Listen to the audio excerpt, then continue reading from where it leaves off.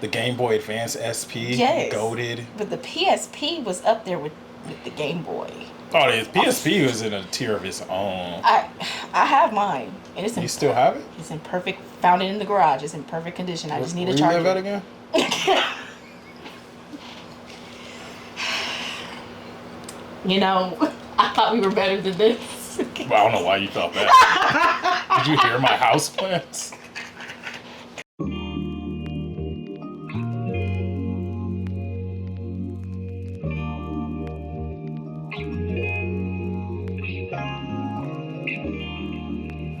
Something I didn't tell you, I have a special surprise for at some point in this recording. What? Okay. It's going to be like, I don't know, it's going to be a good enough surprise. It's not nothing that you need to prepare for, don't worry. It's going to be more so reaction to something I'm going to show you. I like to be prepared. I know. And I'm talking to the twin that doesn't need to be prepared right now. That's fair. I gotta bring some spontaneity to keep things fresh, and it's honestly a surprise. I wanted to do the first time around, but as soon as we got to the podcast, I was like, damn, I forgot. Oh, okay. But now that we're, letting listeners in, this podcast studio is actually my living room. Welcome. Shay Kyler. But yeah, I have a surprise, and since I'm here, I have access to it. Oh, sweet. Oh, we get right to it? I don't know. Should we get right to it? Let's check in first. Yeah. And then we'll get, just to build some suspense for the listeners. You know what? Yeah, mine as well. Suspense for myself, because now I'm over here shaking in my boots. I promise it's nothing to worry about or stress about. Okay, say 1000% guarantee. Say less. Say less. But before we start catching up, listeners, welcome back to Keeping It Authentic. Yes. America's favorite podcast. With your favorite people. With your favorite people. How y'all doing? Genuinely, it's Thursday. It's Thursday when we're recording this. We got the incense going this time around. We do. Got some feng shui going. Do we? A little bit. Because I feel like we do too, but I remember it was one time when I actually learned more about feng shui, and they were like, oh yeah, it's not what y'all think it is. It's all these different things. I'm like, dang, I've been messing up the feng shui. I know. Yeah, I fell into that rabbit hole on TikTok too, and I'm like, oh, well. Because somebody gonna comment on this and be like, ain't no feng shui. Right. Right, we're trying to grow out of that, I promise. But I did learn the one where you're not supposed to have your bed facing the doorway. That one's like, thank God I've never. Whew, I've been on it. All right, cool. On it. Yes. But Asha, how you doing? I haven't seen you since last time we recorded. Mm-hmm. We had crepes. I should let the listeners know. Asha did bring crepes to the recording. I brought a crepe for Kyler. It was a nice snack. He can say it's a snack now because it's certified as a snack because it hits the spot. Certified. He put a stamp on it. He was like, now I see why this is potentially a snack. And I said, I told you. But then what did I say immediately after that? It's a snack with a fork, knife, and a plate. So I don't know how many snacks do I have to set up at a table and go to work for it to be a snack. You learn how to navigate it. Like, I've got to the point to where if we go to the mall and that's the first thing I need when I get there and we go do some walking around, I will walk around with the plate. And you know, hey, I'm with it. It's a necessity. It was a good crepe though. It wasn't like the crepes you get on the streets of Paris, France. Of course not. Absolutely not. I gotta say that. You know, when you've been places, you gotta throw it in people's faces sometimes. Yeah, absolutely. Just get off of Hawthorne Boulevard. Hawthorne Boulevard is nuts. Because when I tell you, it was literally the hotel in Paris. Walked 2 blocks down, and there was just this door. I don't know if it was a full restaurant or not, but it was a dude at a door with a crepe grill, street crepe.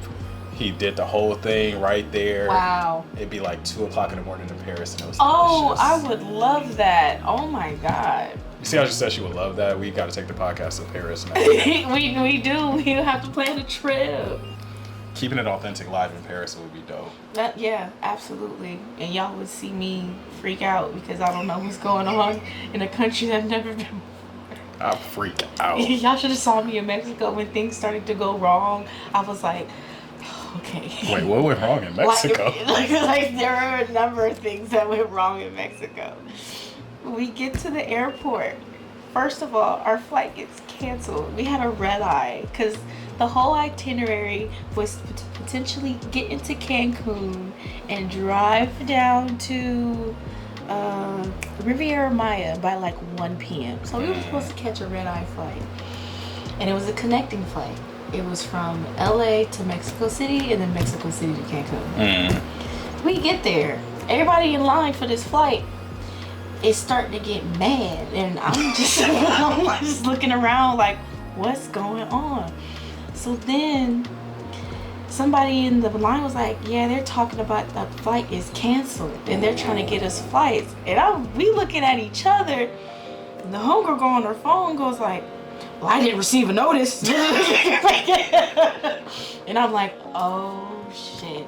So we get to the front of the line and we were standing with that lady for probably like almost 2 hours, bro. We didn't leave the airport maybe up until like 2 o'clock in the morning until they finally got everybody on new flights that will be land in time for our connecting flight that we had. So we had drove to sleep over the homegirl at the time, her partner's house, and then we drove back. We got to our flight. We hop on our flight. We land in Mexico City. And by the time we get to Mexico City, we have to immediately go to the next flight because they're boarding, right? So we are sprinting. You see 3 black women sprinting through the airport, trying to get to the next flight. And I'm like, everything's in Spanish. I don't know what's going on. Only one of us know fluent Spanish. And I'm just like, we get in there. We make it by the grace of God. We get to Cancun. We wait for our driver. I'm sitting on the curb. I see some cars pull up. To make a long story short, we're calling the people, where's our driver? And they say, oh yeah, they were on their way already. As cars are leaving the parking lot, there's one still kind of like standing with a few other ones. And something told me to go walk over there, or the homie girl to go walk over there.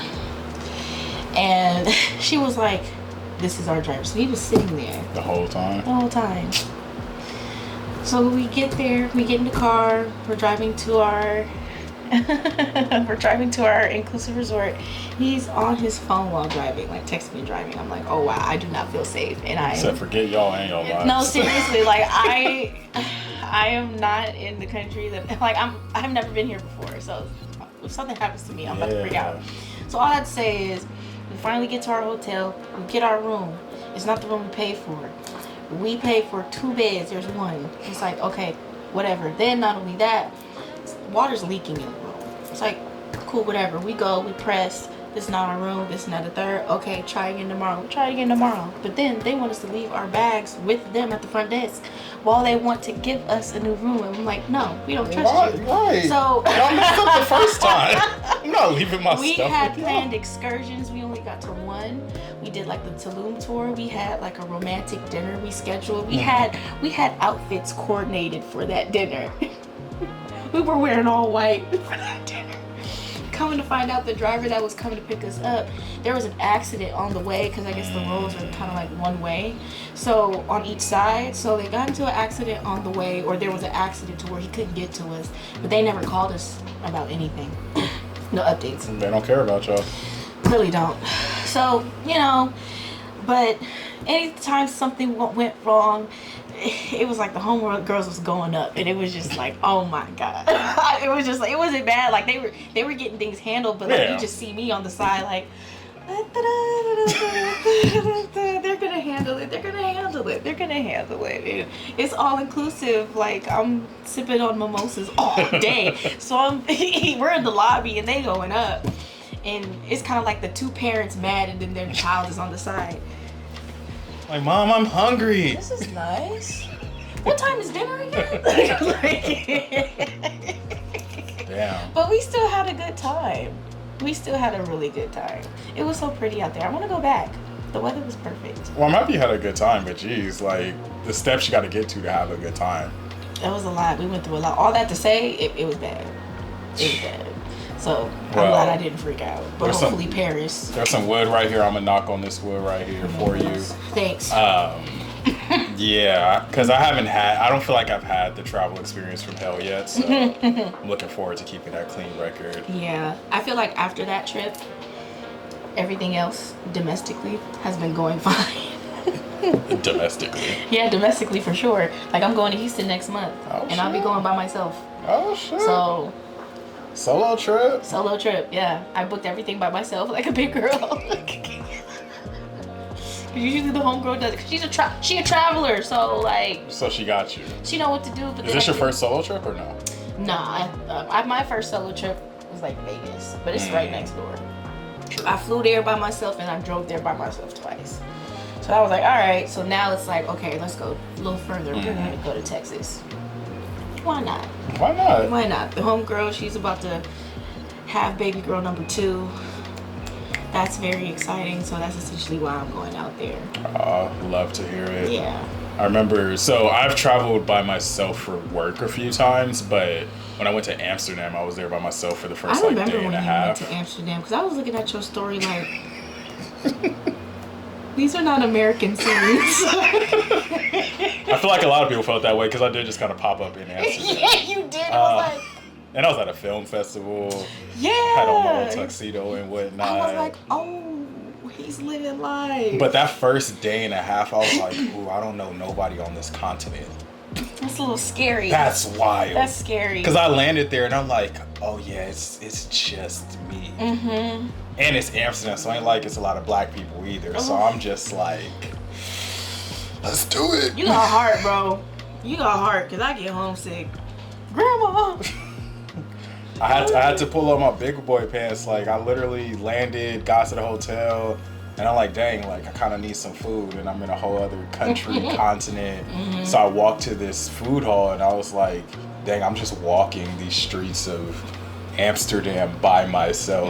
I was trying not to get too anxious about it, but I was like, dang, like, anything can happen, and the closest person I know ain't in this continent. Wow. But it was cool. It was a good time. Like, I definitely did a lot of writing then.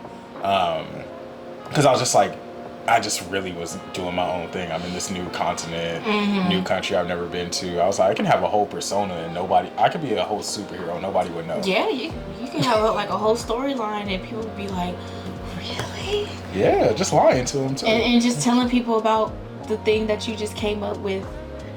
Like, yeah, my name's Shannon Brown. I used to play for the Lakers. Yeah, telling their kids, like, back in Amsterdam, I met this dude. And I kid you not, he had some stories. Just lying. And after that, I've never seen him again. Like never one of those. Him again. Like, whoa. Like a unicorn. Like a unicorn. Yeah. Yeah, so definitely can't wait till the next trip. But in terms of things that are also new since last time we recorded, you finished your internship. I did 8 weeks of that thing. You did it. I did it. I did it. Let the listeners know, how do you feel? You finished your internship at UCLA.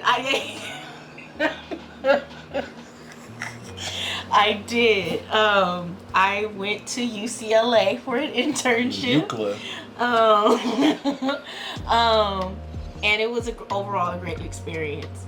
I made some really good networking connections, and the people I worked with, the interns that I lived with, they're so awesome. They're so cool. Like, one of them has twin younger brothers. Like, oh wow. And I love twins. Like, me and my sister go to pizza. Such a Gemini. I swear to God. And he brought one of them. One of them came to visit, and where's the other one? Right. Right? Like, you guys are a package deal. So you got to just decide, yeah, you know, you're going to go to LA and visit Justin. And, you know, I'll stay. How old are they? They're like...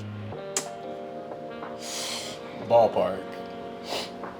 23. Oh, okay. 24, 22. For some reason, I was thinking, like, really little kids. Older twins not traveling together makes more sense. Oh, yeah, no. Because if I saw a 7-year-old and only saw one of the twins, I'd be like, where your brother at? Where is your brother? Should we call someone? Yeah, like, I feel like there should be 2 of them. Yeah, they were adults. Okay. And even the intern, even he was like, yeah, they look they look like me. We all look alike. And I'm like, well, so so technically this is a triplet. Like, what's going on? And then when I saw him, I was like, so you have a twin, but y'all look like him. DNA was going crazy. Listen, I'm fascinated, but overall the UCLA experience was great. I think my favorite parts were seeing their new, well, they're not like new, but they built them sometime around like the range of 2015 to 2017. Okay, so new enough. Yeah, they have their Mo Osteen basketball facility, their training facility, and they have their Wasserman football facilities. And they gave us a tour of both of them, and I was just like, this is college athletics, and I'm here for it. No, for real, because like my favorite part too, because with the basketball facility, they have a court for both men and women, and they have all of their players like represented, even like the women. It's just like, it's just so freaking cool. Yeah. So, and I surprised myself because I had a lot going on. I balanced a lot of things. So I'm really like out here grinding for real. I'm just glad it's over. Like around week 4, week 5, I was like, ooh, I'm really in the thick of it. And I did get real stressed, and I was like, oh, okay, I ain't got time for this. So I'm gonna have to talk it out to somebody. Call my homegirl. Was like, I can't organize my thoughts right now. It's a lot going on. And she was like, I got you. And we were on the phone for maybe like 2 hours. Oh, that's a good friend. Yeah, like shout out to Lauren for real. Wait, which Lauren? Oh yeah, because you know the two Laurens. I do know both Laurens. Alex's cousin Lauren. Okay, I don't know. Yes. I don't think I was introduced as Alex's cousin. That can be either one right now. The one who made the cookies. Okay. Okay. Gotcha. Yes. I was like, Alex's cousin, Lauren. Which one is that? She didn't say this is my cousin or we're cousins. Oh yeah. So yeah, she's super cool. So I called her. I was like, okay. I was like, wow, I feel a little better. That's what a good friend will do for you. Oh man, no, for real. Like, sometimes I just handle things on my own for the most part. But then if I can't do it, if I can't organize it on my own, I'm like, all right, I need to call in a second hand. But it's over. And then when it was over, I got a little sad because I was like, oh, I like working with these people. But one of the interns that I worked with, he ended up getting a full-time job because of that internship. Like, he just graduated from ASU. He took this internship and got offered a job in the Bay. Oh, shout out to them. Yeah, to be like a facility manager and get paid more. Because when we started, he was just like, yeah, I'm a trainer. You know, I've been trying to make enough, this and that and the third. I think week 1, his car got broken into. And then like the last week of the internship, some random guy in the street gives him like a stack of $500 in ones, like literally. And he got that job. Like literally, wow. So yeah, full circle. I was like, oh my god, I'm so proud of you. Like, shout out to them. No, for real. I told him like, you gotta keep me updated on like everything, bro.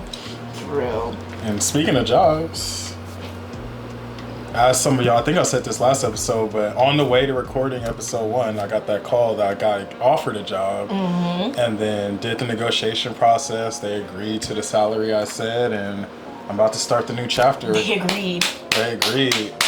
I was expecting them to counter too. I was like, dang, they're gonna be like, nah. Yeah, but they were like, yeah. I was like, yeah.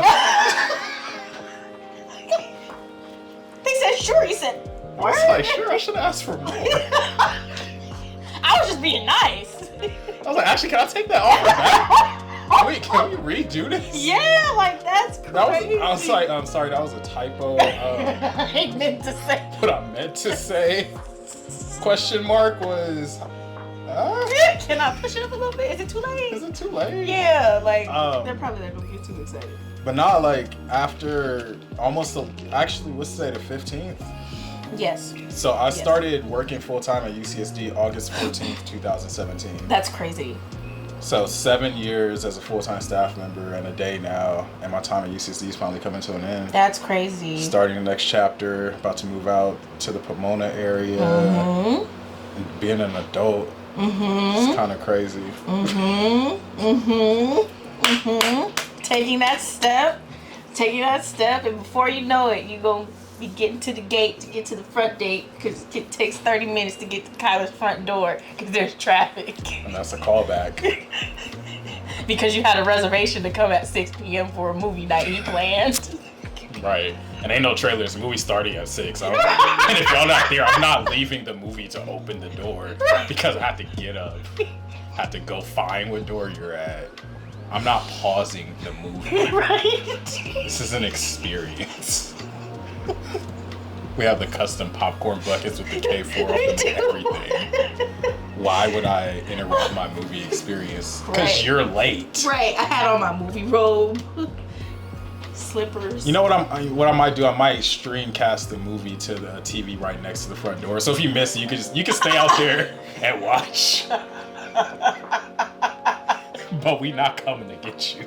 I don't even think theaters do that anymore. They don't. That's crazy. Oh my, bring that back. Bring that back. But also, since you brought that up, I wanted to read my mom's comment because I think this is so fitting. The Virgo I come from, like, she understands the level of illusion. Because she said lifetime RSVP to that dream home, and she wants a private suite on the property a couple miles away with the rosé kept on ice and a reflexologist on standby. I was like, this is my mom. That's a woman with a plan and a vision. Reflexologist? Yes. She says she has a need that needs to be met, and if you're gonna create that convenience, you better have that on deck.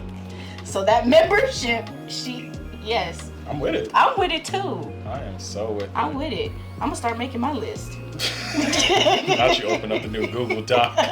Dream house. Okay, trade off. Okay, cool. His house. He don't have this, but I'm gonna have it at my house. Asha finna be calling me like, what you got in your house again? What's your inventory looking like? Where'd you get them countertops? That rug, huh? You never sent me that link. What size was it? 11 feet by 20 feet? All right. Well, y'all got something bigger? Right.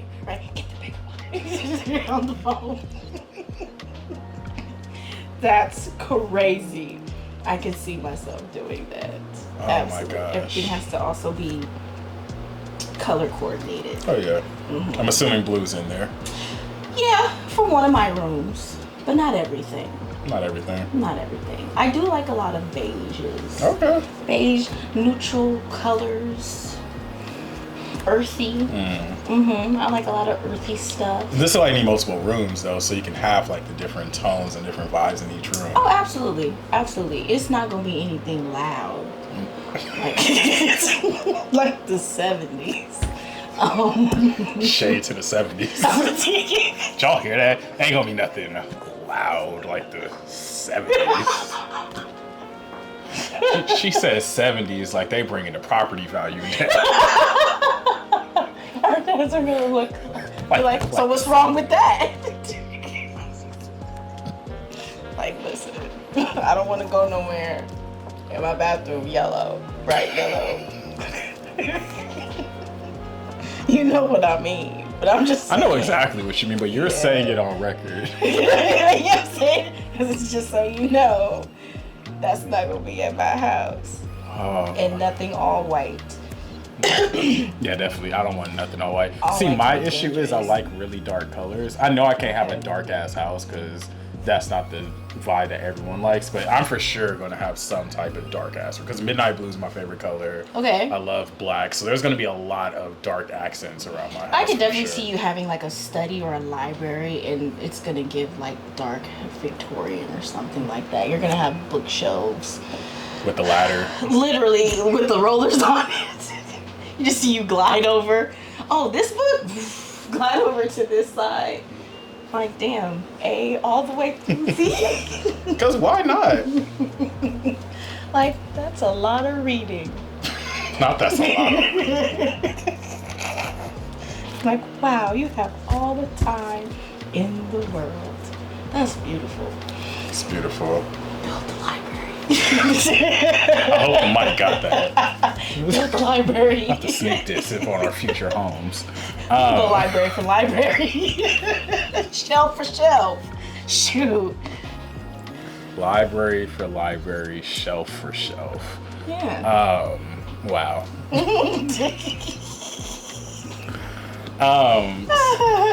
So to help transition us out of the sneak diss libraries, this whole time I was supposed to be thinking of an icebreaker too that we were supposed to do. I feel like the ice is largely broken. It is. But why not, instead of doing the icebreaker, we could do the surprise now. Word. Okay. It's surprise time. So please hold y'all. I'm gonna bring a prop in and get Asha's reaction to said prop, which was sitting here the whole time and she didn't even know. Screaming. It's a black hoodie. It's a black hoodie. So this is a black hoodie, but Yo! sorry, Maria Regina. I don't even know where mine is. it just happened to be in my closet, and Oh, that's crazy. yeah, it's our class of 2009. It's our time to shine. Oh my god. Oh my gosh. Where is mine? I gotta check my sister's closet. She probably got it. That's Yeah. crazy. I saw. I was like, oh, I gotta bring it out for the episode. I mean, it is still in fair condition. That's cool. Yeah. Dang. You probably looked at this and was like,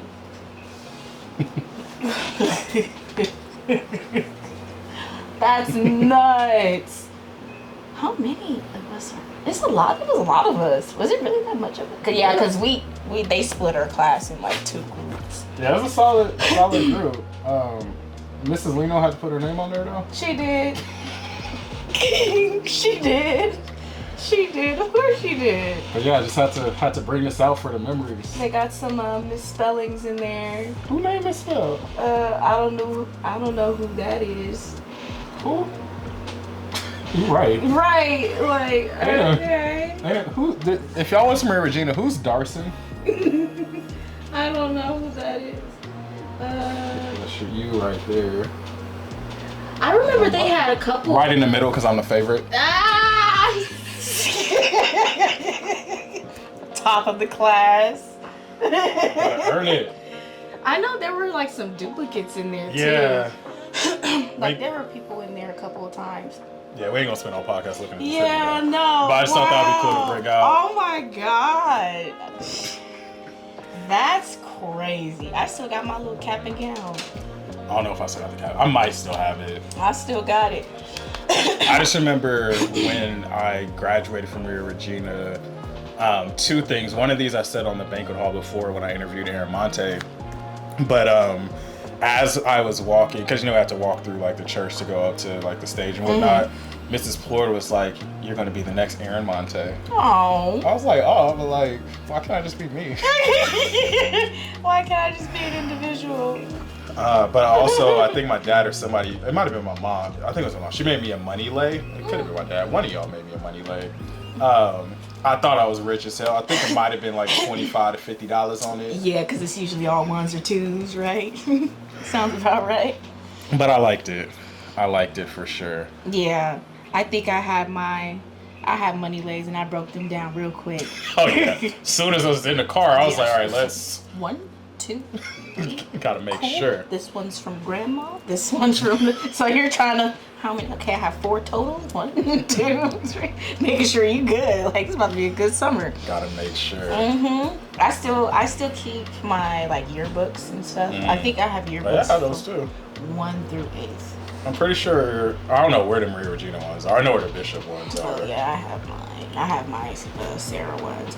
My brother has his Sarah ones, and I think the one they did was like the cover was like a Wi-Fi thing. Because I guess they're the generation of like what social media is now, but Yeah. they not really the ones who grew up with the birth of it. Yeah. Like not to toot our own horn, but you know. Toot. We had AIM. AIM was. What was your first AIM name? Do you remember? I think it was It was the same. It was just Asha K. It was Oh, like you- Asha with like 3 A's at the end and K with like 2 A's. Okay, I knew it had to be some type of repeating letter or some Yeah. X's or something. Absolutely. Isaiah actually came up with my first name. It was like Money All Star. Money All Star. Yeah, I was like, whatever. Let's just do it. We weren't really thinking about our usernames. It's just like, you know. We're just getting on. We gotta hear them sounds. Yes. Take over them away messages. Oh my God, Idol. I'll tell you this right now, Gen Z turning this pod off because they like. They are turning it They're off. like, what y'all talking about? What do you mean? What are we talking about? AOL Instant Messenger. Absolutely. That means like AOL, like you don't know what it means when you turn on your computer and to get on the internet, you see that little man pop up and you hear that wonderful noise. And then it goes, and it's like, and then you gotta be like, is anybody on the phone? Hey, hang up the phone. Hang up the phone. I'm trying to aim my homegirl. Hey, I'm trying to get on the computer. you're having a conversation. Hey, who calling somebody? Right, you hear somebody breathing on the other line because they're on the phone in the landline in the kitchen while you on the landline in the bedroom because the phones are connected. We have MySpace. You couldn't even fully Mac on the phone. Like, it's like, You hey, really what you couldn't. doing? Hello. I was Right, like, girl, like hold on. My mom on the phone listening to the conversation. y'all listening? No, for real. We knew how to code before we knew what coding was, because MySpace, because you needed like the glitter moving background or the SpongeBob pimp, whatever. Like, you know what I'm talking about. Then Meebo, where you combine like multiple accounts at a time. Yes. And then after Meebo crashed, people were moving towards Facebook. And then Facebook was cracking, I think, from the time like we went into high school. And then Instagram came. And then society ended. Yeah, and Instagram was literally all like filters and genuine, pure, humble beginnings. Not comparing or trying to get the most followers or It nothing. used to be so simple. So Twitter was a great time. We used to have to text to tweet. Y'all heard that, right? We had to text to tweet some, yes. Or Twitter jail. Yep, Twitter jail. If you was a tweet thing. too much, they're like, Uh-uh. it's enough. We need to bring that back. Yeah. They really need to bring that back for real. Like I feel like social media just rapidly, and we were in the middle of it because it was just so much going on. Kick. I'm kind of glad I missed out on that because I heard Uvu. Let me tell y'all about Uvu. Uvu was cracking, okay? Uvu was cracking. That was before Skype. Then Skype came and wanted to be in competition, but they weren't as good as Uvu. Nah, Uvu was that dog. And then you had Voxer. Remember Voxer? Jeez, you were bringing back the treasure chest. Voxer used to go up too. Like, yeah, no, for real. Because Voxer. wasn't Voxer just like voice messages? Yeah, it's like kind of like walkie-talkie. Yeah. Mm-hmm. Absolutely. All right, this is going to be the last old head thing I bring up, and we're going to get to the pod. But Oof. y'all wasn't outside if you don't know what a church phone sound like in public. Because what kind of society was we? People just be walking around. Hey, what you doing? Then you just hear. No, like, are they that close to the microphone? Walkie-talkie, or if you hear the flip of a screen of a sidekick. Coolest thing I ever seen in my life. I used to be hated when I didn't have a. My neighbor had the sidekick LS. I had it too. I remember because y'all had that Marie. I was like, dang, y'all just. I'm like, man, that's tight. And then I ain't doing nothing but flipping the damn phone.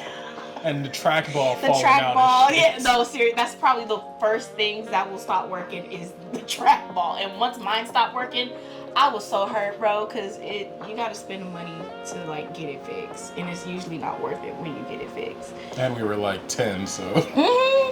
We had a time. Shit. Yeah. We're old. Very. That was the grandpa and grandma segment of Keepin. You learned a few things. You learned about the landline and the AOL. That's how you know you're getting old. You start putting the in front of stuff. Like the YouTube. Not the YouTube. My aunt told me that one day. She was like, yeah, so I was on the YouTube. I said, The YouTube, the one. oh I'm embarrassed. Although it's just the two of us. Why would you say that? What? The YouTube? It's just YouTube. Not the Facebook. Oh, delete your account right now. Because you should not be saying the Facebook. The X. The Twitter. But see, this is why we catch up before we get to the podcast, because we didn't plan to talk about chirp phones and boxers. We didn't. But if y'all feeling us, hit us in the comments. What's your favorite ancient technology that us late 20s millennials was on? We had many, and I will say one for myself. The PSP was ahead of its time. What an era, though. We had the PSPs, the DS's. Yes. The Game Boy Advance SP. Yes. Goated. But the PSP was up there with the Game Boy. Oh, the PSP was in a tier of its own. I have mine. And it's in, You still have it? It's in perfect, found it in the garage. It's in perfect condition. I just need a charger. Where you live at again? You know, I thought we were better than this. Well, I don't know why you thought that. Did you hear my house plans? Xboxes. Because our parents were separate, we had pretty much the same things at each house. So if there's an Xbox here, we gotta have one here. If the Game Boy's here, we gotta have them here, like, because they're there. My brother, at the ripe age of a year and some change, when he was first starting to walk, I kid you not, my sister was on the Xbox playing Saints Row. Mm-hmm. And great game, phenomenal game. In the middle of her playing it, and he walked in, he waddled in, and I swear to God, he looked dead in our faces, like looked at us, and then looked at the console, waddled over to it, lifted his little leg up and kicked it, and the game froze. And we just stood. He waddled away, and we just stood there. Because you know when babies, when they first learn how to walk, it's like the balance lady. You got it, buddy. But yeah, and we got so obsessed. My mom was like, "He don't know no better." And I said, "He looked dead at us before he did it. He knew exactly what he was doing." Swear to God, we couldn't get that game out. Like, it's been stuck in there ever since. So now we're like, well, we got a second Xbox. Where is it? And he just now found it, but now we're waiting on it. I'm gonna bring up one quick story, then we'll get to back to the 30s are coming, get into our 30s, because that made me think of, I'm gonna say traumatic, I'm being extra, but a traumatic video game experience. So I'm trying to think how to set this up to not spoil the ending of it. So after I graduated, I moved in with a couple of my homies. Shout out to Kenny and Zay. And so they already had this townhouse, and I moved into the empty room because the homie Khalil left. And it was one time when I was out in Oakland for work, and they were thinking about getting a dog. And I was like, hey, I don't want a dog, but if y'all want a dog, y'all get the dog. It's cool. Like, I'll help y'all out with it, but I just know it's not my responsibility. Right. I do not want this dog. But if y'all want the dog, you should put that on writing. I'm cool. So fast forward, also rest in peace to the dog. She actually recently passed away. So rest in peace to the little homie. But there was this, I said rest in peace. I'm gonna still talk a little shit about you, but rest in peace. Because there was one time I think they were about to take the dog outside, and I was like, I think they were like upstairs. Somebody was upstairs about to take the dog out, and I was going upstairs like, oh, I think like she really gotta go to the bathroom. And I saw her like walking by the TV, and then she squatted and shat on my PlayStation 5 or PlayStation 4.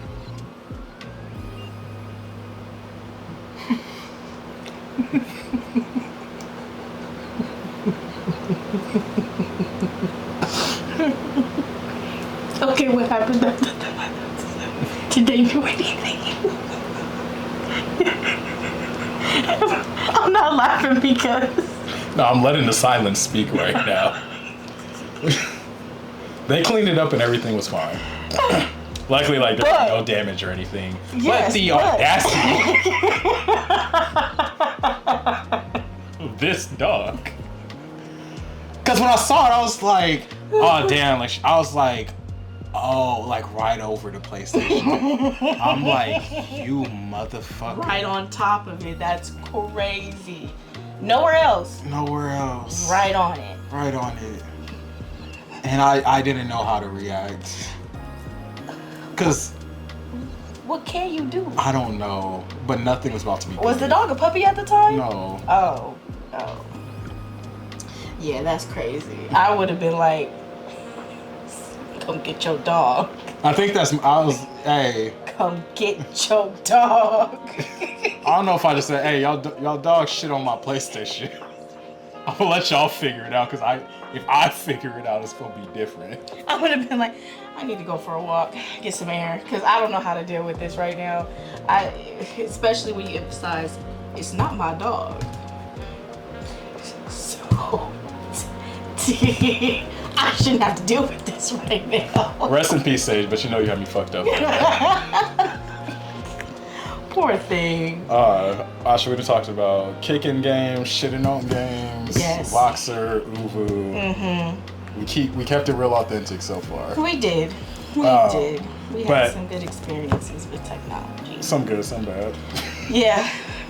But last time we recorded, we started talking about some of the responses we got about things that people are concerned about heading into their 30s. Also, that was your first time doing a podcast. How does it feel? Like, the first podcast episode is out. You're a podcaster now. I kind of like... I broke in the shoes. It was... it felt good. Like, it was a little nerve-wracking for a little bit. But now it's kind of like... All right, like. But you was ready to do the next episode, like as soon as you got home. I was so excited. No, I was so excited because I was looking at everything and people were responding, and I was like, "Oh, this is fun now." Mm-hmm. So now we gonna have to start talking. So let's talk. Did anybody hit you up on the side or? No, it's just the comments. Like the comments are really engaging. Yeah. I responded to a comment today. I think somebody mentioned about like how they said they were told 29 Cambria sucks, and I'm like, it may feel that way, but in a sense it's depending on like what's happening. So I have moments to where it does suck, but at the end of the day, the things that I'm doing right now are going to be beneficial in the future, to where when I have that breakthrough of what people are talking about that 30s are going to come with, it's like, okay. Like, I'm glad I'm doing this now rather than later. Because I can't imagine trying to get my stuff together later. I hear you. I'm a vow for 29 not to suck for me. Once I get to that big age. You're good. You are good. Not I'm good. You're good. Here come the gas up section. You got that off. You're good. He's good. You're fine. You're kicking it right off. You're set. I'm gonna affirm that for you. And the crazy part is, like, I am, but I'm trying. There's like, it's the humble person in me that's just like, because sometimes I've been wanting to flex. I've been wanting to talk some shit. I do that, no, for real. But sometimes you gotta be like, not yet. Not yet. I can't talk what I want to talk yet. Not too soon. But just know we bossing up. It's director Kyler now. We balling. We balling for real. Right now on a budget, but we balling. Hey, but the budget will be increasing. Yes, it will. Yes, it will. But I think the last thing that we talked about, we're talking about like that stage of life where people that are around you are starting to age, like family members, loved ones. I think that because we were renting a podcast studio that time, so we had to go. But I wanted to make sure that we still have some space to have that fuller conversation and perhaps get into like a couple other things related to the topic. But yeah, I think I had mentioned it in that episode that we're in the process of like moving my grandparents out of their house that grew up in. So we're in the middle of that right now. My dad actually just left to go help with some of the final things. And yeah, every time I'm over there, I'm just sitting in this backyard. I'm like, damn, like I grew up here. Yeah. It's crazy. It's hard. It's hard. It's crazy. But also I think that I'm at this point with my maturity, my emotional intelligence, where I'm like, I've learned how to let go of like having control over time in essence, and just like being more appreciative and nostalgic for those things rather than like, oh, it's gone forever. Right, because I was going to ask you, like, how has your process been to where you can kind of share with people how to process things like that in general, especially when it comes to letting go of things that we're comfortable in or we're used to, especially when it comes to a grandparent's house or any relative's homes, to where it was essentially part of your life path and, you know, how you grew up, where you grew up. It's part of your story. So, and I feel like you already like pretty much tapped into that, and it just hit the head on the nail. That's a podcast. That's a hell of a question. But yeah, I think that it's all about, I mean, my grounded ass, as you know, like being grounded in moments. Earth sign, essentially. Yeah, it's just being grounded in moments. And I think as like, obviously there's people listening to this who like don't believe anything to do with astrology and all that. But the more that I just grow into like just knowledge of who I am as a person, I can start to see where I am this extra grounded, earthy person. Because I realize a lot of people don't really know how to live in a moment or how to let a moment exist in the moment that it is. But yeah, it took me some time. Yeah, I think for me, what it's been is just, especially in the conversational realm of it, like when I'm talking to my grandparents, I'm really just talking about like what's happening right now. Yeah. Like, let's not worry about what's happening tomorrow, 2 hours from now. What do y'all need right now? What are we doing right now? Right. What needs to be moved right now? And also, I think a lot of it has come up with just deciding like what things to throw away versus what to put in storage, what to hold on to. Yeah. Because there's a lot of things that have a lot of emotional ties at that house. But I'm like, yeah, that served its purpose for me when I was 8. That served its purpose for me. And now it's like, what does the future hold? What new memories can we make room for? What new nostalgia can we make room to create? Exactly. And I think that's just what's been keeping me whole, because it's like, yeah, like this, at the end of the day, this is a place. And so, quick, not tangent, but quick aside, some of y'all who have been following for a while know I used to have this podcast called Natural Nonsense with my homie Andre. And in it, we were talking about studying like cognitive science in the brain in college. And there's this concept called cognitive artifacts, which are, cognitive artifacts are, I mean, literally anything that has meaning.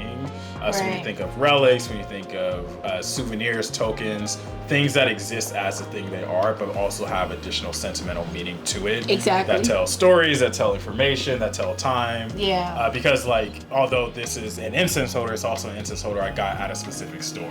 Right. Like it has a story that goes along with it. So I think that as I'm looking through things that were moving, I'm like, all right, like this is something that was important to me, but it doesn't have to be physically present for it to still maintain that importance. Yeah, that's something that I've been learning in the process, but I've gotten better with, especially when it came to the whole renovation situation with my room and everything, to where it got to a point to where it's like, you know what, I'm gonna actually start getting rid of some stuff. And then to tie it into like my mom, she keeps a lot of what we've had when we were little as far as memories, you know, like there's a box, like a file box in the garage that says Maya's first grade art stuff, and I'm like, oh my god, like this could be recycled paper. You can throw that away, ma'am.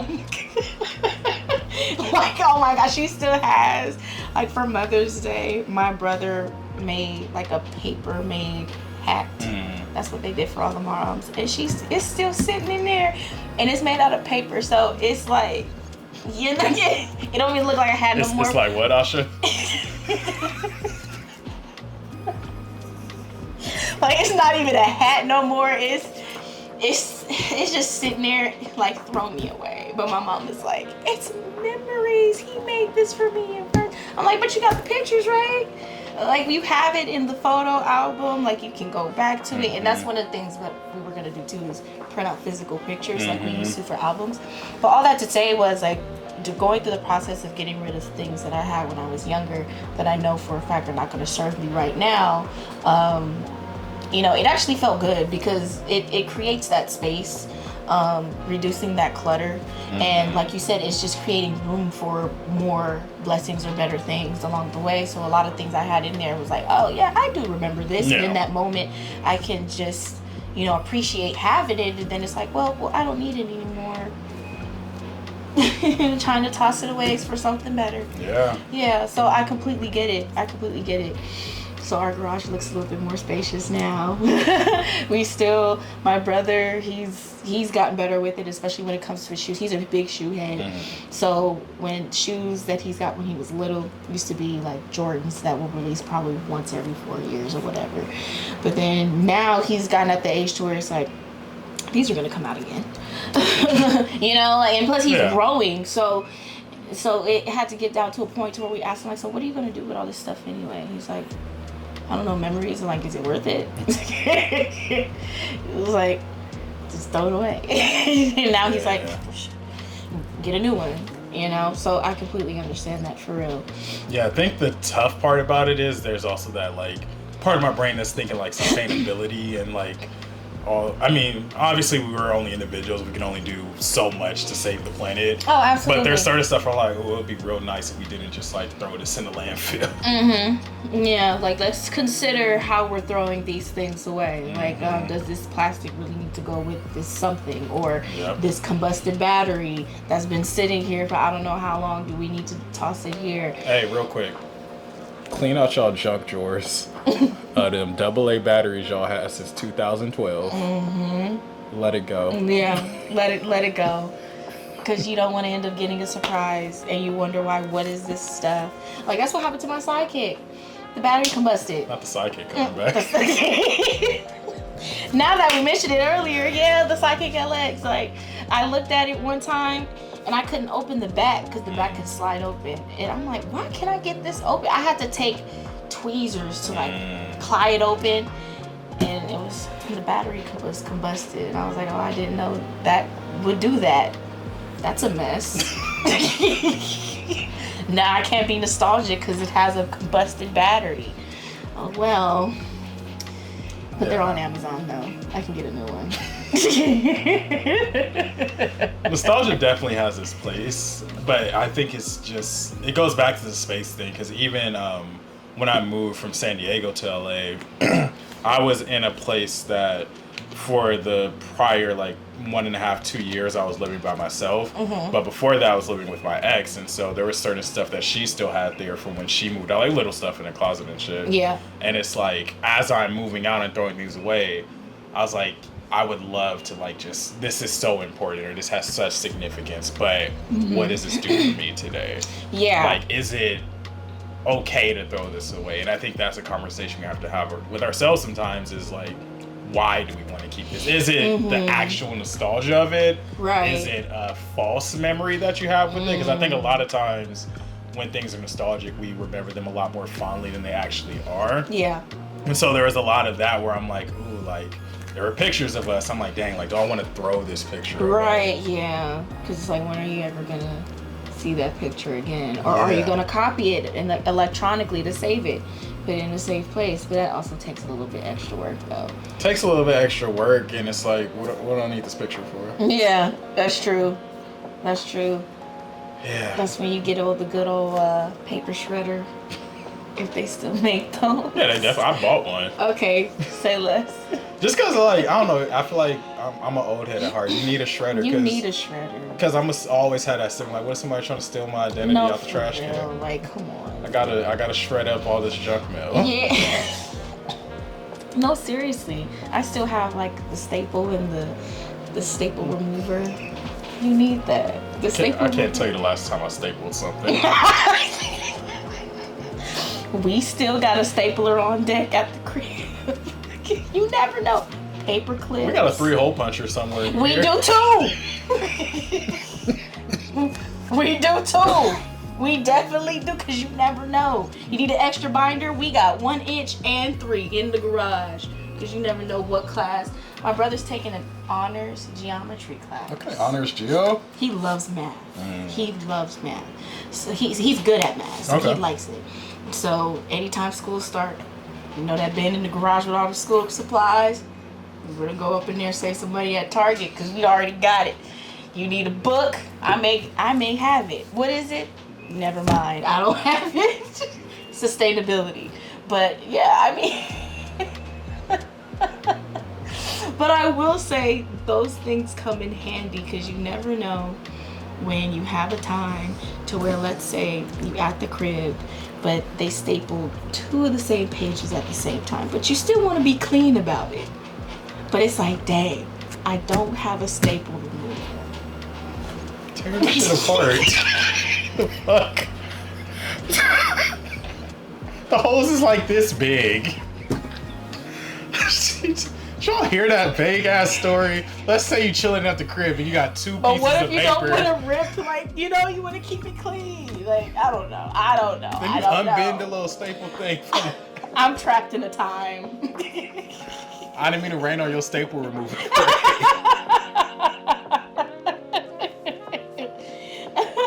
They got different kinds. They got one handheld, or they got the little that one. I was like, oh snap! I remember the first time I saw the one you slide in. I was like, oh, y'all are getting fancy. Yeah, I saw that when I started working for AT&T. I was like, oh, this is new. Oh, okay. And it's easy. It's quick. The other one is kind of like, oh man, it didn't clasp on right. So do we need to get Keepin It Authentic branded stapler removers? Yes, in purple and lavender. Just keep it on your desk. We're gonna sell 2 of them. Both to teachers. Yes, we could create a teacher starter kit. And that's not a bad idea. Or a stay at home, work at home starter kit. That wouldn't be a bad idea at all. You gotta live in the times. You never know what's gonna happen. Yeah, but the times is 2006.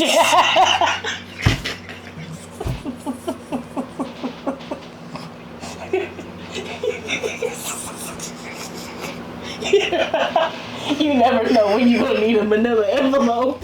Not the manila envelope. Oh my gosh. Somebody get the DeLorean. We are... Welcome to 2006. We're going to upload this to our MySpace. If you'd like to own this podcast, just leave a comment on my wall. If you poke the podcast at Keepin It Authentic. We will be selling Keepin It Authentic flash drives. If you would like a Keepin It Authentic poster, we will laminate it for you with our lamination sheets. You got me with that one. You got me with that one. Instead of actually having a video podcast, I'm actually going to get an overhead projector and just write our points. That's the one with the thin markers, because it can't be the thick ones. You got to make sure you got the thin ones. And make sure you got the right sheets. The right ones, because if they're wrong. Hey, when I tell you, Asha, there was this class I took first year at UCSD. The professor pulled out the overhead with the overhead projector with the sheets. Really? I was like... 2013? I was like, yo, and this is the hardest class I took. We literally had to memorize all these different parts of the brain. Was she on the overhead? Oh, that's sick. Did she roll out the TV too? Nah, if she rolled out the TV, I would have dropped out. That's crazy. That's strapped down onto the cart with the VHS at the bottom shelf. Specifically, a brown rolling cart. You know which one I'm talking about. Oh my gosh. But overall, throughout these nostalgic items, what do you say you've come across so far at your grandparents' house that were nostalgic to you, to where you had essentially had to throw away? Maybe like 3 things. Besides the 3-hole punch? Besides the 3-hole punch. And because that's a classic. Stuff that I threw away. There was this paper mache Tyrannosaurus Rex that me and my grandma made as like an art project. Oh, that's special. I think it might have been, I don't remember if it was for something at Maria Regina or if it was for something at Parson Christian before Maria Regina. But it was this like big ass dinosaurus paper mache. Oh, wow. And had some like clay and stuff on it. Which I thought we threw away like 15 years ago. You would think, yeah. Yeah, but when I was cleaning out the garage, I was like, is this the T-Rex? You still got this? Its tail all broken. I'm like, man, throw this away. My granddad was like, "Oh, you don't want to keep that for what?" That's why I was talking about that Mother's Day hat. That's like, exactly what it looked like. It was in there. Please throw me away. Because it's like, yes, this I had a lot of fun building this. This is like a great milestone. We gotta have a picture of it somewhere. Because what am I gonna do with this dinosaur? I'm gonna just be like, oh yeah, I made this with my grandma back in the day. I could do that with a picture. Yeah. Similarly, though, I was more tempted to keep this project because I was like, damn, I did a good job on it. I don't know if you remember, we had to do a heart project for Mr. Robbins. We had to like make a heart. We did. I found my heart and it looked great. Did you take? I took a picture of it. I don't remember how long ago the picture. I remember making mine. Mine came out good because that was a group project, right? Yeah. No, it was individual. It's individual. Yeah, I'm pretty sure it was individual. I remember mine. Because we had the cell project and then we had the heart project. I don't know if I still have the picture, but if I find it, I'll put it on the podcast. I took a picture of it for sure. I just don't know if it was like on the IG story or if I actually took a picture of it. But yeah, finding that, I was like, dang, like I really did this. It was a nice ass art. Oh, that's sweet. I was like, I deserve this A. I wish I still kept all my art projects, especially in high school, because found it. Oh, I do remember this. I wish I could have kept mine. I'll put it on the video so y'all can see. Yeah. But I ate that project up. That's a good heart. Yeah, it's a good heart. Because you had it from the right aorta, no, the right ventricle, the aorta itself. See, listen, it's been a long day. Well, I bet you didn't expect to have to know the parts of the heart. Yeah, but now people gonna look at this video and be like, there is no right aorta. Asha, I know. Hey, but stall me out. So that was one where I was like, dang, like just that memory of it. I'm trying to think of one that wasn't a school project. Not anything specific, but just a lot of old toys I had.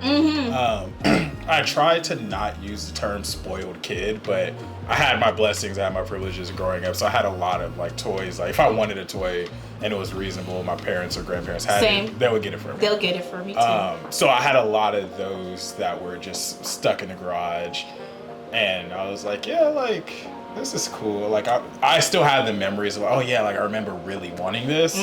But it's like, yeah, even like now, like I collect shit. Y'all know I'm a nerd.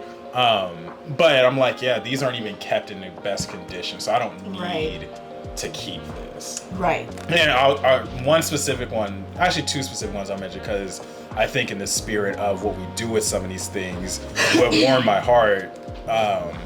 One, the basketball court that was in my grandparents' backyard, we gave that to my neighbor, the little homie KiA102. Okay. And he's really been, like, I saw him post on social media that he misses when, like, the neighborhood was more lively, people were, like, outside playing sports. So I was like, he put it on the street so him and his friends could play basketball. So I'm like, that makes me happy that y'all can have, like, something out of this backyard. Absolutely. And then he was joking. He was like, oh, let me get your PS1. I was like, I don't know if I have a PlayStation 1 in here, but I found it in the garage and I gave it to him. And he was so happy that I gave him the PlayStation.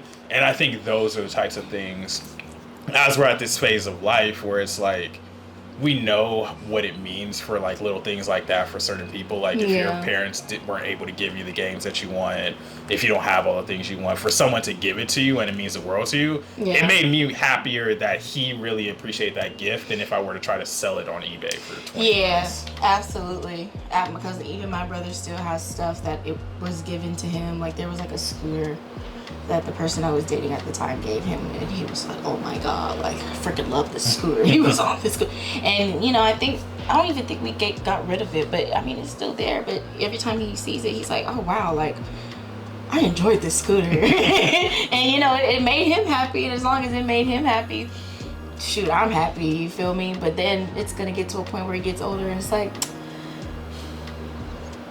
may need to throw away, or you know, I don't know, maybe if he has kids he'll pass it down, because luckily for me there are probably very rare things that were like passed down to us. For instance, when I turned 21, my cousin passed down to me this board game, but it's like a drinking game, but you could tell like it's had its time.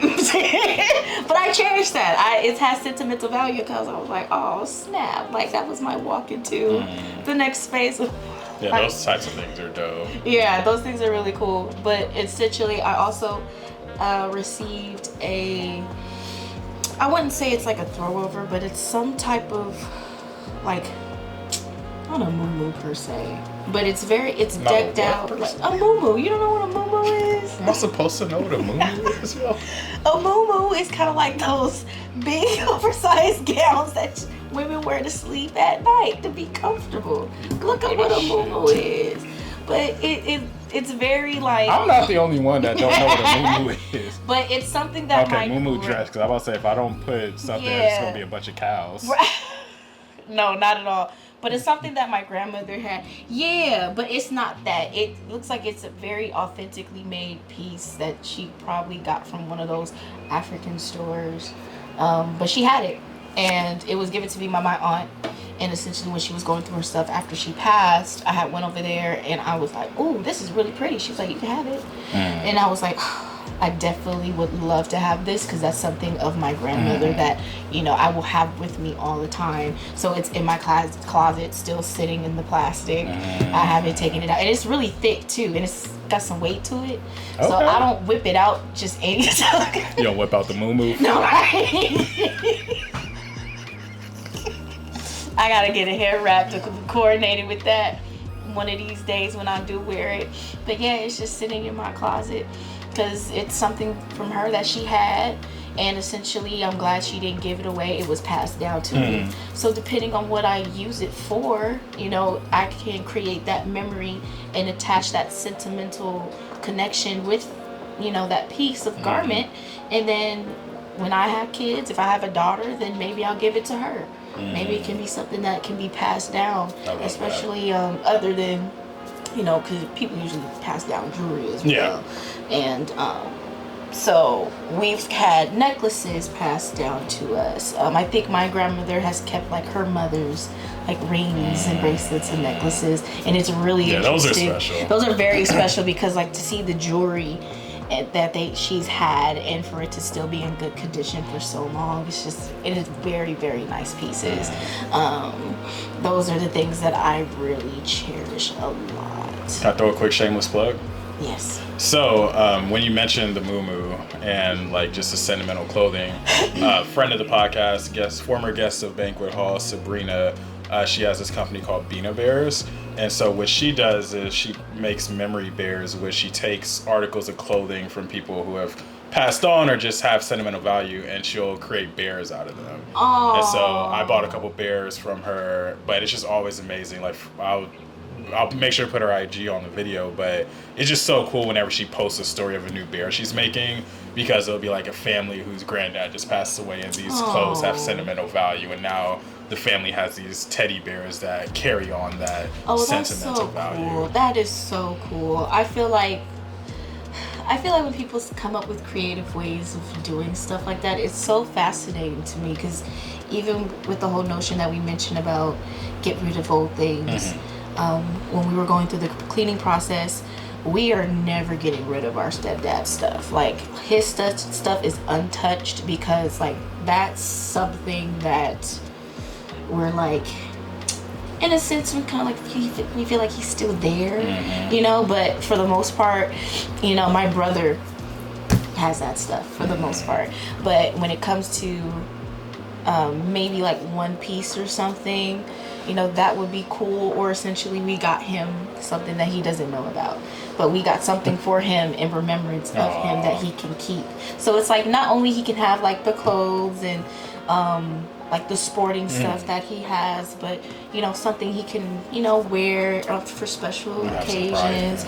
Yeah, absolutely. And something in the back that says something for him, stuff like that. Like we like consider it memorable pieces like that. And did you see the jersey that's going to be at Into a Dome, the Sarah one? Yes, I did. I saw that. I was like, that is so freaking cool. I was like, that is so cool. I wonder how that came to be. I think that's probably that's big. Like, that is so big. When I saw that, I was like, oh my God. Like, I know he's like, knowing him, he used to get geeked about so many things. And I'm sure he's geeked like now. Shout out to the legend. No, for real. And that Intuit Dome is insane. Yeah, success for the Clippers, but... Yeah. Yeah, that's true. That's true. That's true. But great things coming. Great things to the coming city for sure. For sure. I know that we probably talked way more about nostalgia and moo-moos and sidekicks than we anticipated, but I know that we wanted to kind of close out with talking about some things that we're setting up for our own personal foundation. So you want to tee that up for us? Yeah. I think one of the things for me is just working on my discernment a lot better to make better logical decisions, especially fiscally responsible decisions when it comes to finances. I've gotten a lot better with in terms of now I know how to make a budget.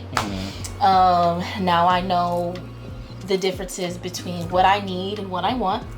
I also know, about saving habits. I don't necessarily have to save chunks at a time. I can do a little bit at a time because things will compound over time as time goes on. I feel like that's something that's really, really important to set me up for my foundation, because at the end of the day, it's without it, what else can you do? What else can you do? I think another one for me will be getting better with my communication, especially within the professional realm. What do you feel needs to improve? Well, asking for help more. Yeah, I can't take on the load by myself all the time, or most times. And I know that, and I'm still working on it. But at the end of the day, I know for a fact that in order for me to work hard, I need to figure out or work on the bulk of things. But at the same time, I'm also learning that there is support there. So if I can just communicate a lot better with asking for help, I'm sure that will essentially make things more efficient, especially for me. And the more I grow and become mature in all aspects of my life that I'm trying to learn. And I feel like right now, also too, is just learning just how to remain grounded. And literally just... That's what I'm here for. Oh my God. Because I swear, most cases, I can really keep my cool very well. But when it comes to very stressful situations, and it takes a lot for me to get stressed out, but when it gets to that point, it just feels like the world just stops for a second. But at the same time, for me, it's like the show must go on. So the mix of both can essentially make things very, very, very difficult. But as I get older, and as I continue to want to improve on myself, whether it's personally, professionally, I have to literally remember what you mentioned in the beginning, is worrying about what's happening right now. Because I typically will try to be ahead, stay ahead. That's why I want to always be prepared for a lot of things. But it's like, okay, but what about right now? What we got going on right now, So I feel like once I master those completely or mostly, then that's when it's gonna start presenting to me what's next. Because I feel like as I'm talking about it right now in present time. And this is on record now. Yeah, this is on record. That this is in present time how I've been feeling right now, that these are the things I need to work on right now. And I know for a fact that it's going to be different maybe a week from today, or a month, or 6. Because so much can happen. Oh, absolutely. Within this much time. I mean, it's already been almost 2.5 months since we went to the Airbnb for your birthday. Yeah. And that flew very, very fast. And I just also thought about, I have a year left of this program. Damn. 6 months now, 12 more to go. Yeah. Listen, it's going, but it's like, don't go too fast now. Just worry about right now. Yeah. Get what needs to be done right now, so that when it comes to getting to the future, things will be good. And your present will be good. And then you'll know what to do when the present gets shaky. It's like, okay, I remember I did this before. Let's refer back to these strategies. Or open up to newer ones. Because sometimes it's hard to open up to newer ones, especially I can have my hard-headed moments. I can sometimes feel like I need to be right most of the times, but essentially I have to surrender. I have to surrender and just be like, all right, let me just listen to what people have to say, or let me just listen to the different perspectives that they're offering to me in case that they may work for me, because you never know. So that's just what I have on my end. What about you? I really feel that last thing you said with regards to listening to people sometimes, because I too can be a little bullish, a little Taurusy, stubborn. And I always talk myself through it because I'm like, yeah, like I've thought about this. Like I know what I need to do. Yeah. But even in those times where I am fully certain of myself, I think similar to asking for help, I think just letting people in on the process a little more. I feel like there's times where I don't necessarily need help, but I think talking things out more frequently would allow for the ideas to come together a lot cleaner. Just saying things out loud, which is why I think as I've been podcasting for the last 4 years now, it's been good practice in just getting those things out and developing the ideas as they come, rather than thinking through things, internalizing them, and then writing it or then saying it out loud. Yeah. Podcasting requires that I just say things that's on my mind. Like, I didn't write down a list of 3 things that I'm about to say, but Me just neither. going off the dome here. Yeah. It's a good practice, though. It's a great practice, and I think that kind of contrary to like me being such a grounded person, one of the things that I'm intentionally trying to work on is like more of that spontaneity, more of that fluidity, still maintaining being grounded throughout, but just like being open to like a little bit of effort. Let's do it. Like, let's ride ATVs in the desert. Like, I want to be more open to the efforts. Yeah, that's more open to the efforts is it for sure. And part of that was when Lisa was like, "Oh, I'm going to Turks and Caicos for my 30th, and you're invited." Old Kylie would have been like, "Ooh, like Turks, I never been to Turks. Like, what's this gonna happen?" I was like, "F it, Turks, let's do it." Let's do it. I wouldn't turn that down either. Turks and Caicos looks so nice. But I used to also allot myself, was it 3? I used to tell myself I allot myself 3 effort days a year. How many have you taken this year? Not enough. Not enough. The fact that I had to think about it, probably not at all.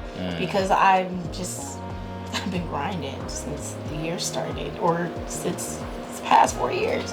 I got the mental note. You need more effort days. I do need more effort days. I'm about to text you randomly, be like, "It's say o'clock." It's shot o'clock. F it. But yeah, no, I need more effort days. But I allotted myself only a certain number because it practices the control. Because I can get carried away sometimes, or not carried away. I would say I can get too excited, and that potentially makes me want to be very, what's that word? Impulsive. Like, for instance, I got paid today. I'm going shopping.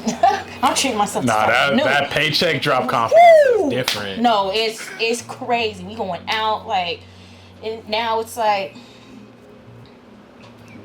that's cool. That would be nice. But I can do it another day. Because I essentially know that maybe right now I don't need it. Right. That's important to know when you need stuff. Yeah, and sometimes when you get out of hand of those days where you're treating yourself and, you know, not having the backup plan in case you can't treat yourself, it can go far to where you're like, ooh, I gotta make up for some things. So I give myself those 3 days so I can just maintain my control and then also pick and choose my battles at the same time. Hey, you gotta pick and choose. Yeah, sure. You have to pick and choose because, like I said, so many things can happen with this. Such a small time frame. Such a small time frame. You never know. So. And I think that leads to, I don't know if this is my second or third thing, but I think you're third. Yeah, let's say it's my third. I'm pretty sure because I said the asking for help and then the spontaneity and fluidity. So the third thing, And this is going to probably be the one that takes, I'm not gonna say the most growth, but it's going to require me to set firmer boundaries. I think in this next phase of life, this transition with this new job, new place I'm gonna be living, because it's just like this point in my life I've like chopped off so many roots. Like all within the last 6 months, I've moved from San Diego to LA, stopped working at UCSD. My grandparents are moving. My other grandma's about to move. So it's just like all of that stability, grounded homeness is just, it's gone. Yeah. So I'm going into this new phase.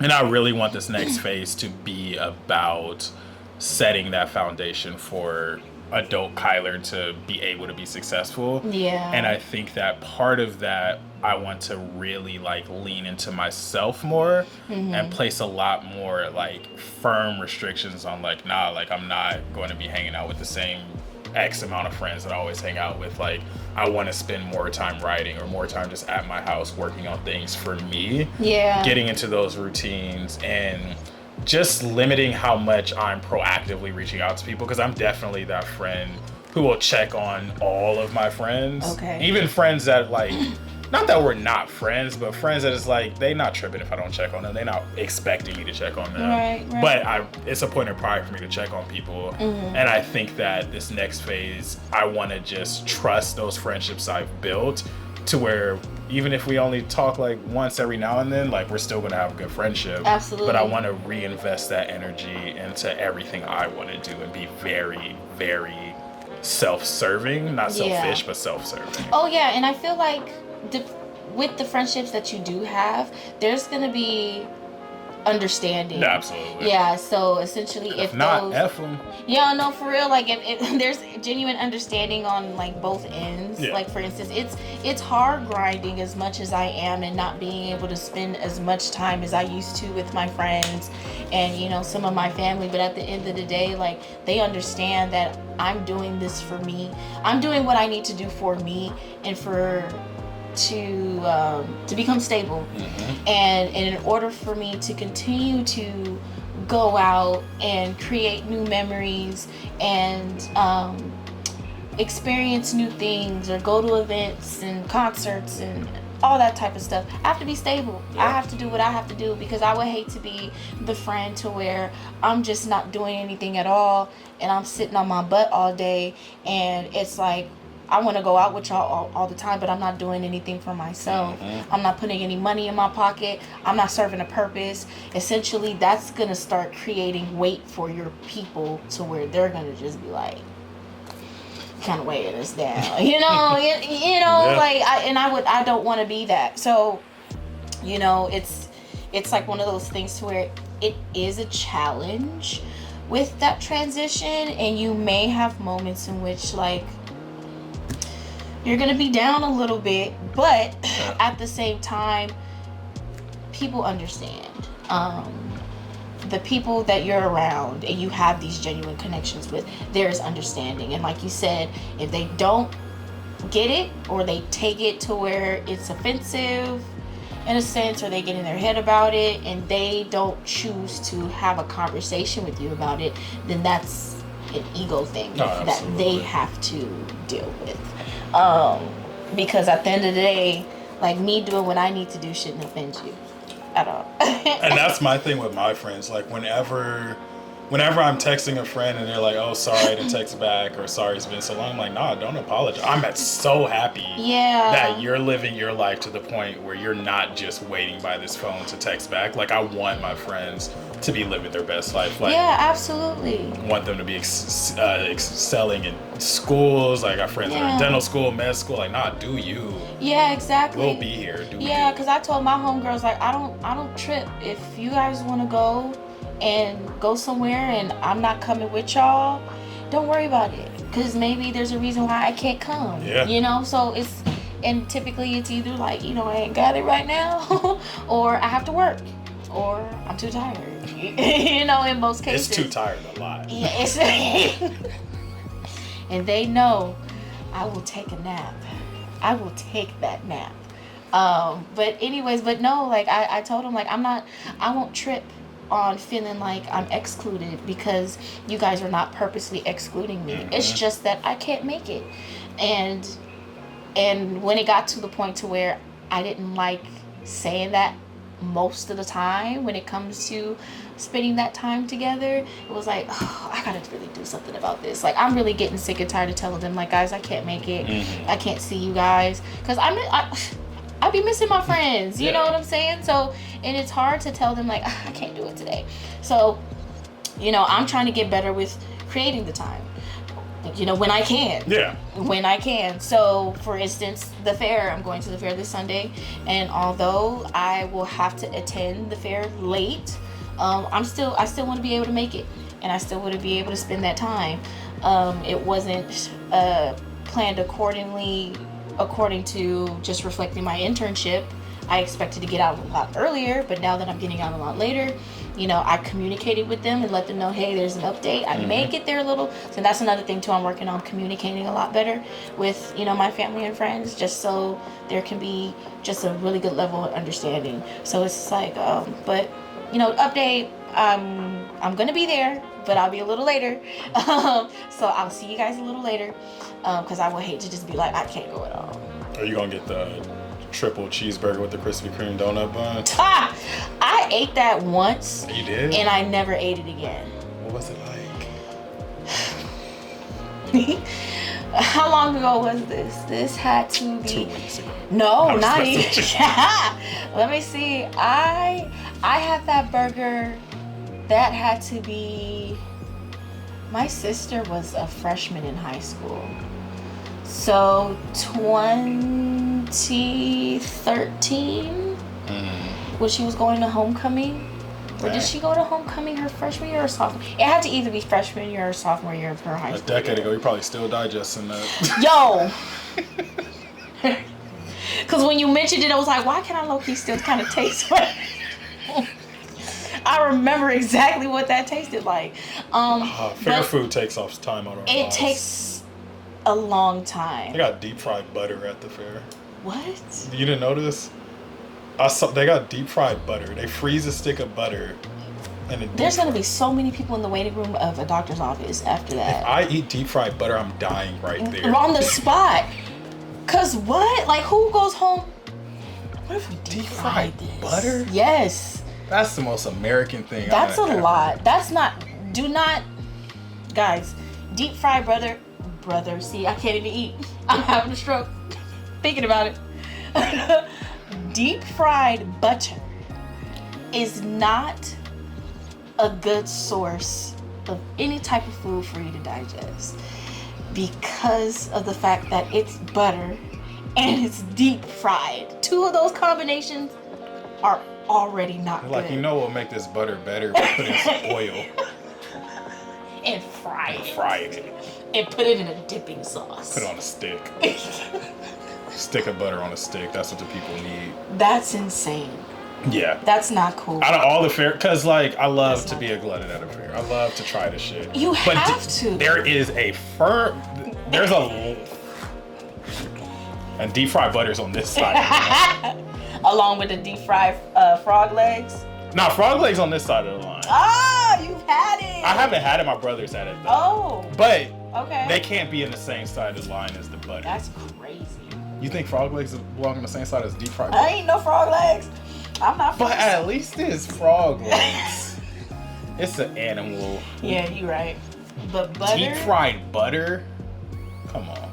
I can think of a lot of the sodium that's in that. A lot of it's all sodium.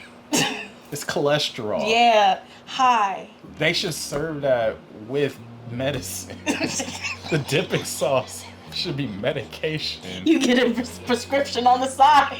They got the defibrillator ready for you. That's not right. That is not right. Call the health brigade. Please call the health brigade. Because if anything, I would have never thought they will go that far. It seems like it should be illegal. Because I feel like at this point they're frying just anything. You know, because I would just go and be like, I gotta get the fried cookie dough.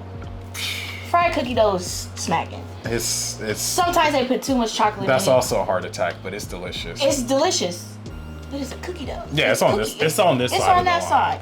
But because when I tried the deep fried cookie dough for the first time, I was like, oh, this shit. It's smack, right? It's a stamp of approval. Yeah. It got the keeping it authentic. The wax stamp of approval for sure. That it's authentic. But as far as the Luther burger, like I said, I had it one time and I will never have it again. How about we close out this episode with our favorite fair foods? Is deep fried cookie dough up there for you? No. All right, the Maui bowl. Oh. So the pineapple bowl with the teriyaki chicken and the rice. They went off with that one. They went off. They did. And I get it every year. They went every off. year. I remember the first time I had it because I would see people walking around with it. I'm like, ooh, that look good. Mm-hmm. And once you finally find it. I will say, pineapple ain't as deep as you would think. No. But it's enough. Maui Bowl's goated. Mm-hmm. All right, what about two more? So you got Maui Bowl. Maui Bowl, the deep fried cookie dough, and have I had anything else? Oh, funnel cake. You can't leave without it. You have to have a funnel cake at the fair. And it's or crazy. Any amusement park. If I was to get my 3, I'm taking funnel cake out. It's right there. It's an honorable mention. Oh. I gotta take out one of either the funnel cake or the deep fried cookie dough. Okay. Deep fried Oreo. Ah, okay. Deep fried Oreo hit the spot. Okay. Because I feel like the deep fried Oreo, it's like not as sweet as the cookie dough. Mm-hmm. And so like you can eat 1 or 2 without feeling like the worst person ever. Yeah. But that first time you try a deep fried Oreo, smacks. Can I have another no. take? No, I'm just kidding. Because I really have to say this. Go for it. But it's not from the fair. Okay. It's a nostalgic moment as well. So the deep fried apple fries from Legoland. Oh my! I think I've had them though. God. Oh, you're bringing back. This is the deep cut episode. Back in the archives in the back room. Yeah. Mm-hmm. I opened that manila folder. Mm-hmm. In that one drawer. Yes. Labeled. She got the accordion file. I do. Yeah. Dang. Yeah. My sister mentioned it the other day, and when she mentions it, I can instantly just smell it. Yes. Overrated deep fried Twinkies. Very overrated. Leave it. Very, yeah. It's really I never got it. I never understood it. Never was into it. Did y'all see the shoulder? Because it wasn't. The kids are saying what is? It's not demure. Oh yeah, I saw that on Twitter. It's like not demure. It's like, hey, y'all learn a new word and just drag it. Yeah. Until y'all get tired of it. Oh snap. Okay. Just expand the Dang, you put out the vocabulary. archives. I did. But I mean, I did. Part of the 30's coming. We gotta hit the nostalgia button from time to time. Absolutely. How do we feel about this episode? What are some takeaways we're taking away with us? Just going down memory lane.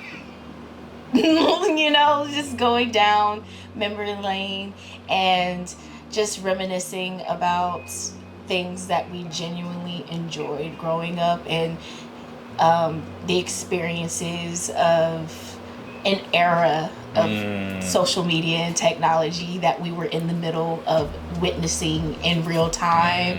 Like I don't know, it's different because I don't know if you've seen the video of when people ask like, how do you answer the phone? So you got people holding the iPhone and you got people going like that. It's nuts. So This is the phone. It's the phone. This is the phone. This is hanging it up. Yeah. How do you like take a picture like this? But folks is going like that. Wild. So just to go through those memories of seeing time change and then also talking about how, you know, our memories with our grandparents is part of that nostalgia, and then it also brings up the notion of they've also witnessed so many things change within their lifetime as well.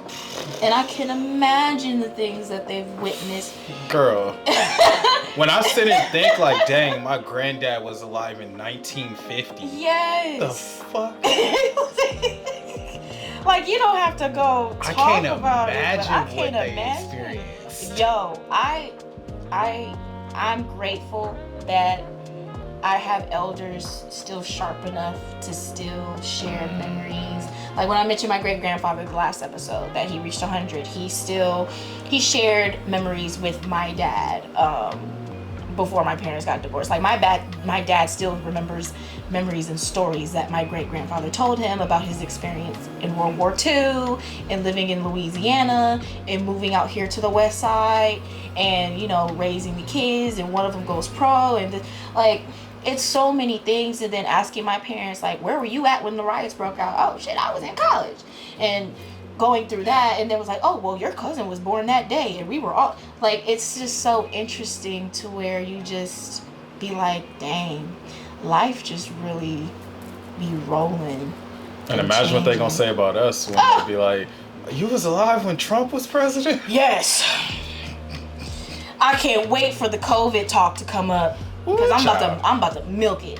I'm about to be like, there was a time where we could not leave our homes and California was burning everywhere and we could not breathe. We had masks on, and then we couldn't breathe outside because there was ash and fire and smoke. I couldn't hug your mama for 30 years. Couldn't. If one of us got sick, we couldn't see each other for 2 weeks. You know, toilet paper was out of stock everywhere. Water was out of stock everywhere. The freeways were clear, no traffic, no one was driving. People was ingesting Lysol. And using, what was that liquor, Tito's, for hand sanitizer. Ooh, child. Hey, I'm happy we still here, y'all. We made it. We made it. Because what is society coming to? I can't wait till I tell. So what was that like? Boy, sit down and let me tell you something I'm real going to make quick. it sound like it's a war story. Oh, look, I'm a podcaster today. Grandpa Kyler's story is going up.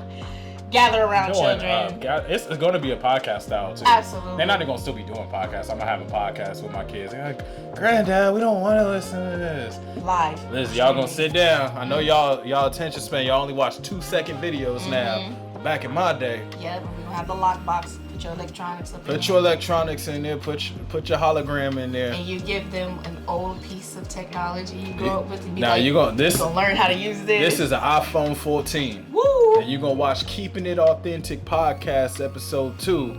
Me and Auntie Asha, we was talking about something. I don't remember, but y'all going to like it. Got you one even better. You want to listen to music? Give them an iPod Nano. I'm giving them an iPod Shuffle. With the no screen. No screen. Dad, how do we pick the music? You press skip. You shuffle it. And you figure it out. You figure out where you want to stop. You want to take a picture? Oh my God. Here's the Kodak right there. It's out of film. Change it out. You gonna learn something today. Oh my gosh. This episode has been hilarious. Today, you wanna watch a movie? Go over there to that VHS. Nah, if you pull out the VHS, that's criminal. You can't hit it with the VHS. It's skipping. Well, take it out. Wind the tape a little bit. Check the tape.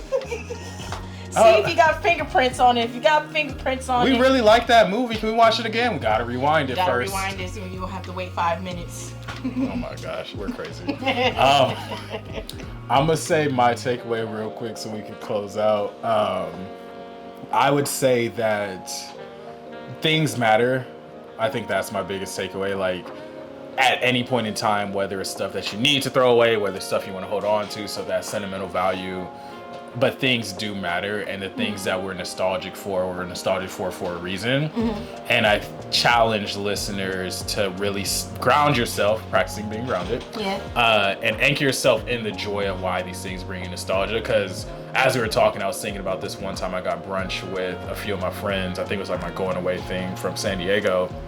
And my friend put out a ring pop. I was like, I gotta get the ring pop. I gotta put it on my finger. Oh my God, they still make them? They still make ring pops. Jesus Christ. And I was like, we all just had like this fun moment, like, oh yeah, we like sucking ring pops and shit. Like, totally terrible way to like enjoy some candy. Like, got them on my hand and shit. Yeah. But just the joy of that moment where like, I feel like a kid again. I'm doing this thing again.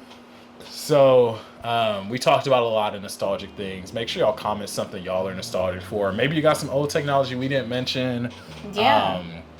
Y'all that's older than us, don't hit us with the 8-tracks though. No, I'm just And the Walkmans. You feel me? Or the cell phones that look like bricks and you gotta pull the antenna out and it's like 2 feet long. I didn't want to do it to y'all, but I'm just saying, like, I know about that. Y'all don't have to complain. Y'all know about it. I know about it. Complain about something else. Final question of the pod, Asha. If a man pops up outside of your place with boombox on the shoulder, playing some Drake, you won't let him holler? After what just happened this year? Okay, not Drake. That's a bad example. That's a really bad example. Let's say he's playing some Weekend. Some Luther Vandross. He got some Luther Vandross going on the boombox. It's alright. It's alright. Ooh, babe. You closing the window, or you gonna hear what he's talking about? I'd probably be like, y'all look at this. See, that's the problem with this generation. I'm playing. That's why we don't have real love. I'm playing. Because a man can't boombox Luther Vandross outside your window without y'all putting it on y'all story. Don't worry about how he know where you live. Maybe it is weird. Maybe it is weird. But it's for love, dear. I'm just messing with y'all. Don't pull up at nobody's house with the boombox. Don't do that because the neighbors are gonna be upset. I'm gonna be upset. Yeah, we ain't got time for that. Find another romantic way to share your love, and maybe we'll talk about it.